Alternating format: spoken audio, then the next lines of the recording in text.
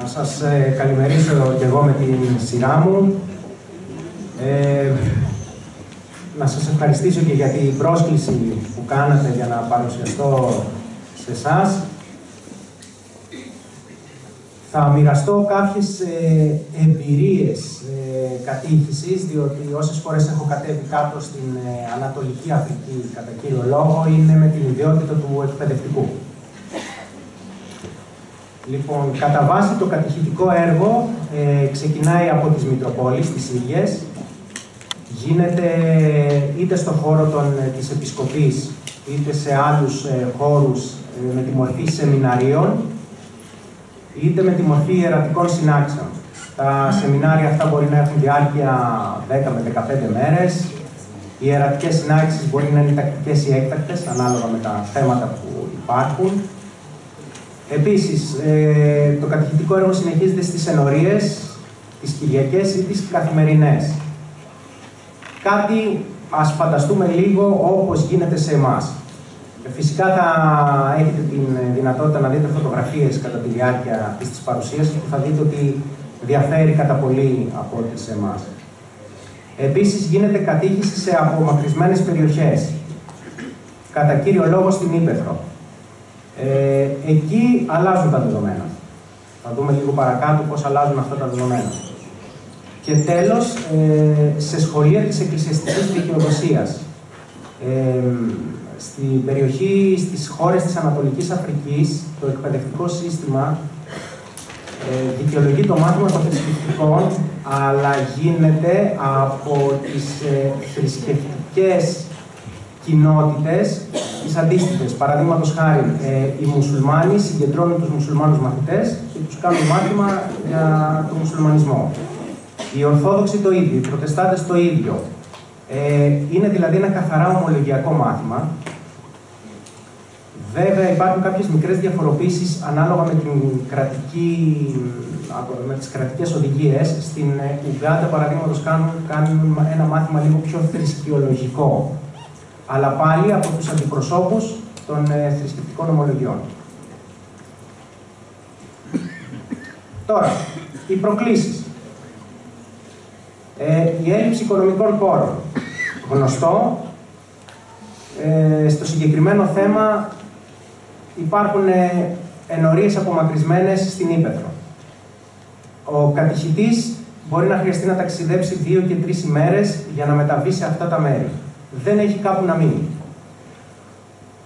Δεν μπορεί ο ίδιος. Ενώ έχει το ζήλο και να πει ναι, εγώ θα πάω εκεί πέρα. Ναι, ήταν εκεί το χωριό μου παλιά. Θα πάω. Έχω γνωστούς. Πού θα μείνω? Οι αποστάσεις, όπως σας είπα, μπορεί να είναι και 3 μέρες. Δηλαδή, εκεί πέρα τις αποστάσεις δεν τις μετράμε μόνο χιλιομετρικά, 100 χιλιόμετρα. Γιατί τα 100 χιλιόμετρα σε εμάς μπορεί να είναι και 45 λεπτά με 1 ώρα απόσταση. Εκεί η χιλιομετρική απόσταση μετριέται με ημέρες. Είναι ο δρόμος χάλια, έβρεξε, μπορεί να θέλω και 2 μέρες να φτάσω. Ο τρόπος ζωής, οι περιβαλλοντικοί παράγοντες και οι φυλετικές ιδιαιτερότητες. Εποχή βροχών. Είναι δύσκολο να μετακινηθεί ο κόσμος. Εποχή πρώτων βροχών. Είναι δύσκολο να έρθει ο κόσμος στην κατήχηση, γιατί το 90% από τους κατηχούμενους είναι αγρότες. Οπότε δεν μπορούν. 6 ώρα το απόγευμα είμαστε έξω στα χωράφια μας, σκαλίζουμε. Το πρωί δεν μπορούμε, σκαλίζουμε, ετοιμαζόμαστε για την εποχή των βροχών. Φυλετικές ιδιαιτερότητες και γλώσσα. Υπάρχουν, παρόλο που μιλάμε για ένα κράτος όπως η Τανζανία, που μπορεί να έχει μια επίσημη γλώσσα, τα Σουαχίλι, όμως υπάρχουν κάποιες φυλές οι οποίες μιλάνε διαλέκτους. Εκεί θα πρέπει να βρεις και έναν άλλον μεταφραστή για να κάνει την μετάφραση. Στην Ουγκάντα δεν έχουν επίσημη γλώσσα πέρα από τα αγγλικά. Οπότε υπάρχει περίπτωση να θέλει μεταφραστή και ο ίδιος ο ντόπιος. Είχαμε πάει σε μια περιοχή στη Βόρεια Ουγκάντα, στην οποία οι 2 Ουγκαντοί μιλούσαν στα αγγλικά μεταξύ τους. Γιατί δεν ήξερε ένας τη γλώσσα του άλλου, παρόλο που ήταν του ίδιου κράτους. Φανταστείτε πόσο δύσκολο είναι να αποδοθούν και οι θεολογικοί όροι. Μία φυλή στην Ουγκάντα δεν είχε την έννοια του Θεού, είχε την έννοια της θεότητας. και μπορέσανε και μετά από συζητήσεις να πούνε ότι ο Θεός είναι ένας δημιουργός. Γιατί στη φυλή τους θεωρούσαν έναν δημιουργό παντοδύναμο, ο οποίος είχε δημιουργήσει και όλες τις θεότητες. Άρα φανταστείτε δηλαδή η έννοια του Θεού, τι μεγάλο βάθος έχει. Άλλη μια μεγάλη πρόκληση είναι η έλλειψη ανθρώπων με εμπειρία στην ορθόδοξη κατήχηση. Υπάρχουν κατηχητές, όπως σας είπα και πριν, υπάρχουν άνθρωποι με ζήλο, τους λείπει όμως η εμπειρία. Παραδείγματος χάρη, ακούμε στο κατηχητικό για τα λείψανα των Αγίων. Ο Άγιος Δημήτριος είναι μυροβλήτης. Πολλοί από εμάς έχουμε επισκεφτεί τον Άγιο Δημήτριο και έχουμε μυρίσει τον μύρο. Έχουμε προσκυνήσει λείψανα. Μπορούμε να τα περιγράψουμε. Εκεί πέρα αυτοί οι άνθρωποι τα έχουν δει μόνο στα βιβλία. Και αν μπορεί να τα έχουν ακούσει μόνο. Άρα είναι και πολύ πιο δύσκολο να μεταφέρουν αυτή την εμπειρία. Ο αναλφαβητισμός.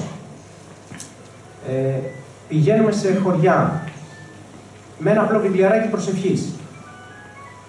Δεν μπορούμε να το μοιράσουμε αυτό το βιβλιαράκι της προσευχής, γιατί κάποιοι δεν ξέρουν ούτε καν να διαβάζουν στη γλώσσα τους. Πολύ μεγάλο πρόβλημα και ο αναλφαβητισμός.